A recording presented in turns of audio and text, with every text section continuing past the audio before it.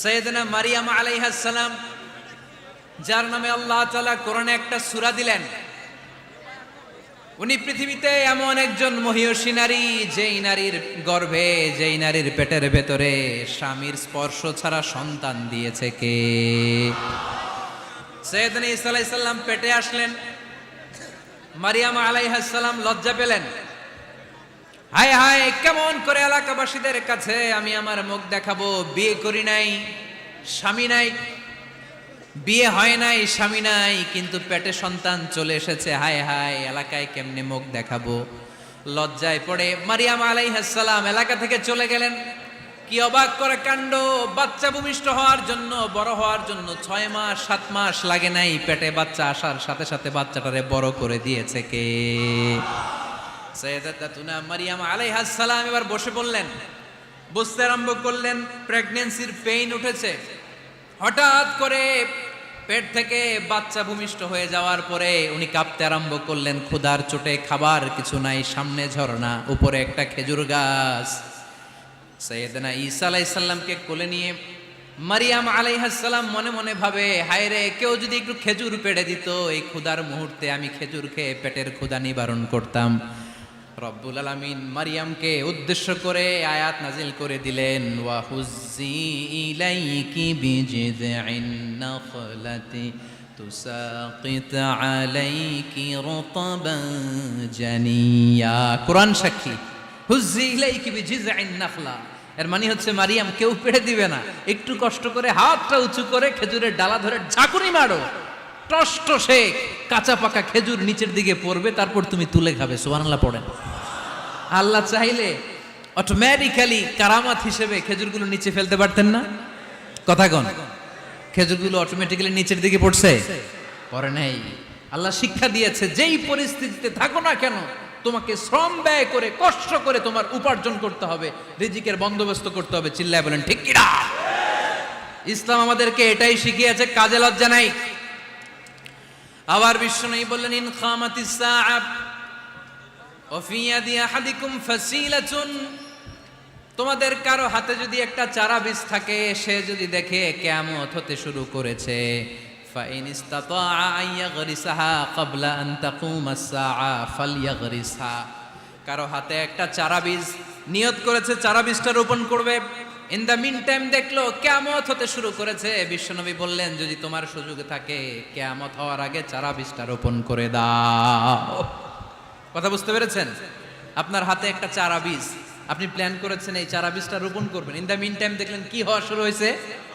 ইযা জুলজিলাতিল আরদু জিলজালাহা, the biggest earthquake, ভূমিকম্প শুরু হয়েছে, কিয়ামত হয়ে যাবে। বিশ্বনবী বললেন, কিয়ামত হইতেছে ওদিকে, আর তোমার হাতে যদি চারা বীজ থাকে, দেরি করো না, কিয়ামত তোমার কাছ পর্যন্ত আসার আগে সুযোগ পেলে চারা বীজটা রোপণ করে দাও।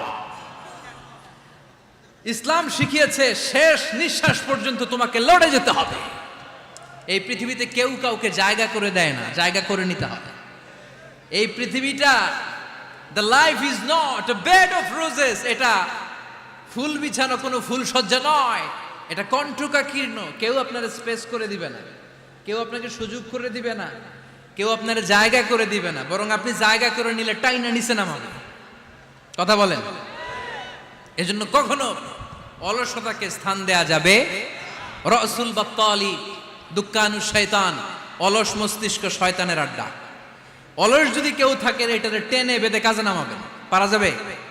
আলহামদুলিল্লাহ, লক্ষ্মীপুরে এরকম অলস ছেলে পেলে নাই।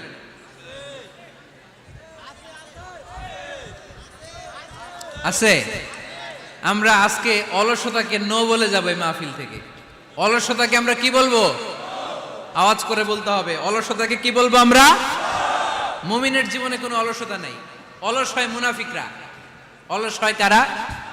চিল্লায় বলতে হবে। মুমিনরা অলস হয়? অলস হয় কারা?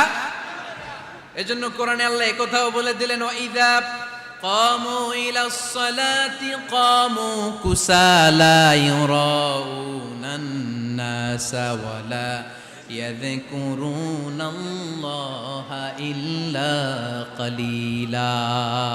সুবহানাল্লাহ পড়েন। মুনাফিকরা যখন মানুষকে দেখানোর জন্য নামাজে যায়, ওই নামাজে তাদের ইখলাস নাই, ওই নামাজের ভেতরে তাদের কোনো খুশু খুদু নাই, ওই নামাজের ভেতরে আছে শুধু অলসতা। ওই নামাজে কি আছে? কিন্তু আমরা যখন নামাজে যাই আমাদের অলসতা আছে?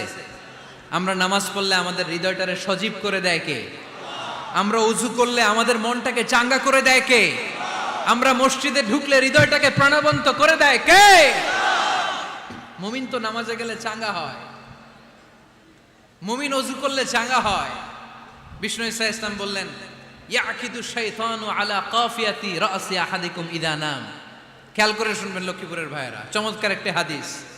আমরা যখন ঘুমোতে যাই শয়তান আমাদের প্রত্যেকের মাথার পিছনে 3টা অলসতার গিট মারে। কয়টা? আওয়াজ করে বলেন। 3টা অলসতার গিট মারে। ইয়াকিদু শাইতানু আলা কাফিয়াতি রাসি আহাদিকুম সালাসা উকাদ। 3টা গিট মারে যখন আমরা ঘুমোতে যাই। অলসতার 3টা গিট মেরে আমাদের কানের সামনে এসে ফিসফিস করে মন্ত্র পড়তে থাকে, আলাইসা লাইলুন তাওয়িলুন ফারকুদ, আলাইসা লাইলুন তাওয়িলুন ফারকুদ। বিশাল লম্বা রাত, ঘুমাও, অনেক সময় আছে, ঘুমাও। রাত 5টা বেজে যাচ্ছে, তাহাজ্জুদের সময় শেষ হয়ে যাচ্ছে, তখনও শয়তান বলে রাত অনেক লম্বা, ঘুমাও। ফজরের সময় পার হয়ে যাচ্ছে, সূর্য উঠে যাচ্ছে, শয়তান বলে আলাইসা লাইলুন তাওয়িলুন ফারকুদ, এখনো অনেক সময় আছে, লম্বা লম্বা লম্বা চৌড়া রাত পড়ে আছে, তুমি ঘুমাও। বিশ্বনবী বললেন, ফাইনিস্তাইকাযা ওয়া যাকারাল্লাহ ইনহাল্লাত উকদা। আমার উম্মতের কেউ যখন ঘুম থেকে জেগে ঘুম থেকে ওঠার দোয়া পড়া শুরু করে দেয়, অলসতার প্রথম গিটটা সাথে সাথে খুলে দেয় কে? আপনি ঘুম থেকে উঠেই যখন ঘুম থেকে ওঠার দোয়া পড়বেন, আপনার অলসতার প্রথম গিট খুলে দেয় কে? ঘুম থেকে ওঠার দোয়াটা কি? আলহামদুলিল্লাহিল্লাযী আহইয়ানা বা'দামা আমাতানা ওয়া ইলাইহিন নুশুর। প্রশংসা সে আল্লাহ, যে আল্লাহ আমাদেরকে লম্বা একটা ঘুম শেষে, মৃত্যু শেষে আমাদেরকে ঘুম থেকে উঠালেন। এই দোয়াটা পড়ার সাথে সাথে শয়তান যে 3টা গিট মারছে, ওই 3টার একটা খুলে দেয় কে? Fine তাওয়াদ্দা in হাল্লাত উকদা। ঘুম থেকে জেগে ঘুমের দোয়া পড়ার পরে যখন কেউ ওযু করে ফেলে, অলসতার দ্বিতীয় গিটটাও খুলে দেয় কে? ওযু করার পরে ফাইন সাল্লাত ইন হাল্লাত উকদা, নামাজের মুসল্লায় দাঁড়িয়ে যখন নামাজ শুরু করে দেয়, অলসতার 3 নাম্বার গিটটাও খুলে দেয় কে?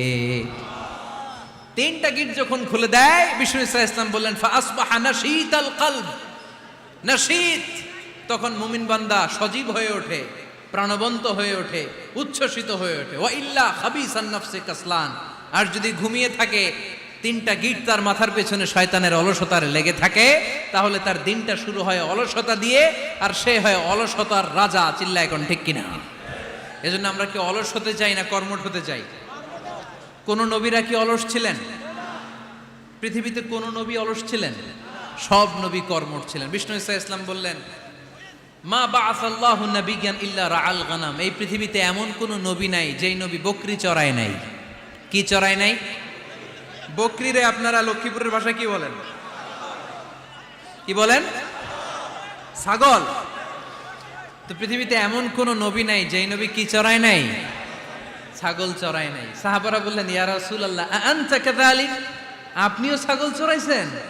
বিষ্ণু ঈসা ইসলাম বললেন, না, আমিও ছাগল চড়িয়েছি। ওয়া ইন্নী আরআহা আলা কারারাইতি আহলি মক্কা, আমি তো মক্কাবাসীদের অল্প কিছু পয়সার বিনিময়ে তাদের ছাগলগুলোকে চড়িয়ে দিতাম। সুবহানাল্লাহ পড়বেন না? বিষ্ণু ঈসা ইসলাম ছাগল চড়াতেন। ছাগল চড়ানো সহজ কাজ না কঠিন কাজ? কেন কঠিন এটা? হ্যাঁ, টেরা, খুঁটি মারে। হ্যাঁ, তো ছাগল যারা পালে তারা জানে ছাগল পালা কত কষ্ট। ওরে ডানে টান দিলেও কই যায়, রশি ধরে বায়ে টান দিলে কই যায়, সামনে টানলে কই যায়, পিছনে টানলে কই যায়। সারা সপ্তাহ আপনি সময় পান না এটার গোসল করাবেন। ভাবলেন আজকে জুমার দিন আমিও গোসল করি, এটারও গোসল করাই। এটারে আপনি পুকুর ঘাটে নিবেন, টান দিছেন, ওর বাপের কিরা, ও 1 ইঞ্চিও সামনে যাবে না। ঠিক কি না? এই টেরা প্রাণী আল্লাহর কি মহিমা।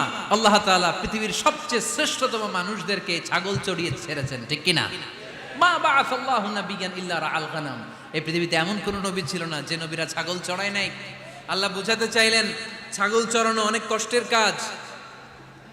অনেক ধৈর্যের প্রয়োজন। এখন নবীরা তোমরা ছাগল চড়াও, কিছুদিন পর ছাগলের চেয়েও টেরা জাতি মানুষ চড়াইতে হবে। মানুষের মধ্যেও টেরা আছে না নাই? ভালো বললে ভালোটা বুঝে না, ডানে যেতে গেলে বায়ে যায়, বায়ে যেতে বললে ডাইনে যায়, এরকম আছে না নাই?